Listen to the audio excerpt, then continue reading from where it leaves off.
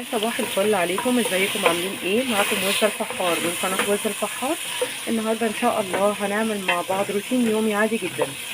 انا هنا بشوح لحمه علشان اسلقها. انا غسلتها وانا بحب اقطع اللحمه صغير كده يا جماعه، ما بحبش اقطعها اكبر من كده، بحيث ان الواحد ياخد القطعه على المعلقه يحطها قدامه ويقسمها بالمعلقه على 2 وخلاص، ما تبقاش القطعه كبيره. تمام. فانا بشوحها وبصوا نتيجه ما تشوحت،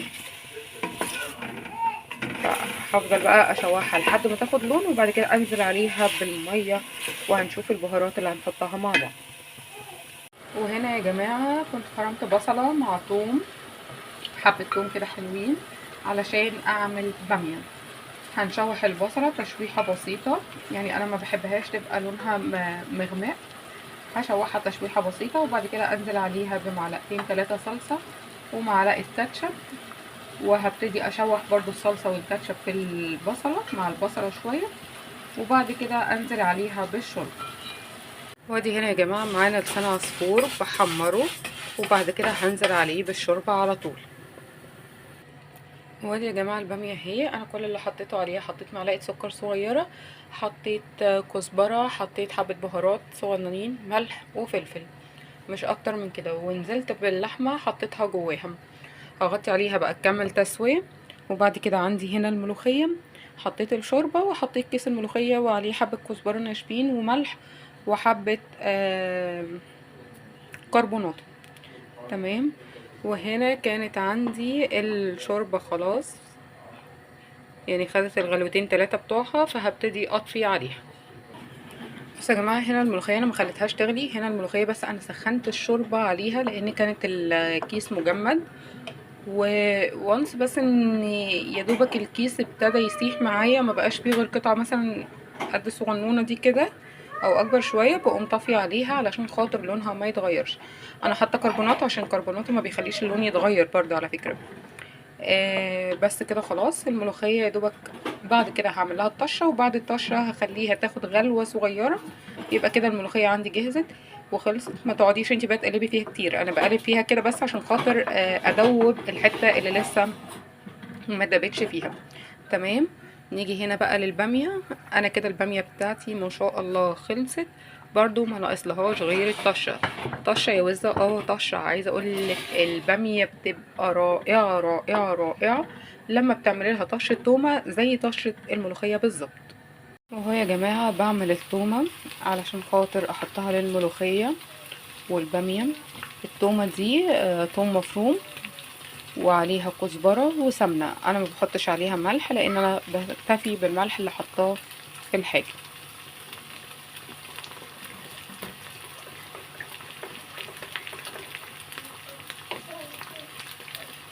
وطبعا الملوخيه بتكوني حاطه لها حبه توم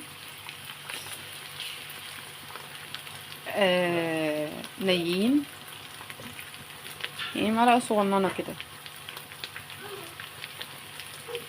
انا اول بس ما تتحمر معايا كويس وتاخد لون كويس هقوم نازله عليها على الملوخيه والباميه. تمام. انا بتهيألي كفايه كده او لسه شويه. بصوا بقى مش قادره اوصف لكم ريحه التومه وهي بتتعمل، اصلا خطيره خطيره بجد. ريحه الكزبره كده تحسي ان هي ايه، نغم موسيقي كده بتسمعيه بتشميه.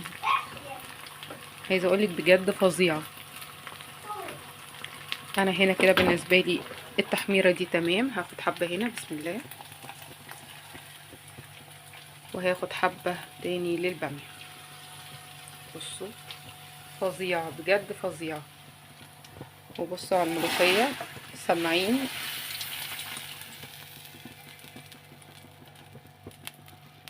سامعين؟ امال بقى لو كنتوا واقفين وشامين.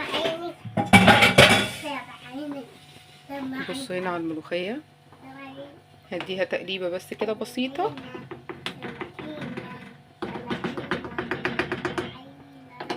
تمام. واديها غلوه صغيره صغيره، يعني دوبك غلوه بس كده، وبعد كده هشيلها على طول هطفي عليها.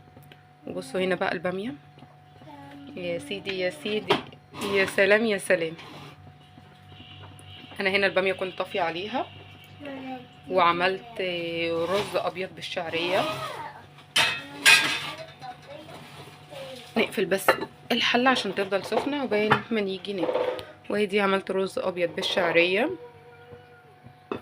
هقدمه جنب الملوخيه والباميه. تمام. وادي الرز بتاعنا اهو، وادي الملوخيه، وادي الباميه وجواها اللحمه المسلوقه. وهنا ده بقى المخلل اللي احنا كنا عاملينه، الفلفل والزيتون. والزيتون ده الليمون اللي كان مع الزيتون يا جماعه. عايزه اقول لكم هايل هايل هايل بجد. بس زودوا بدل معلقه ملح خلوها معلقه وربع عشان ما يتهريش منكم.